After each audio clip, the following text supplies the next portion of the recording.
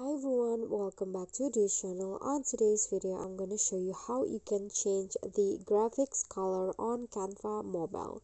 So as you guys can see here, I've already on my design in Canva and I want to add a graphic into my design. For example, I'm going to just go to the plus icon and then here I'm going to find some elements that I want to add.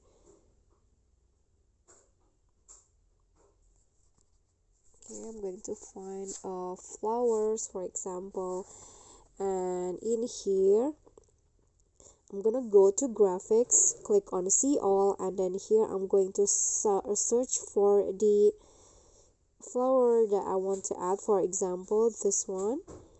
And here to change the color, you can basically just see at the bottom there is two color on this flower, and to change each of the color you can just click on the color that you want to change and then choose the what colors that you want to change into. For example, I want to change into this color and also the other color. Click on the other color and find the one that you want to add, for example here.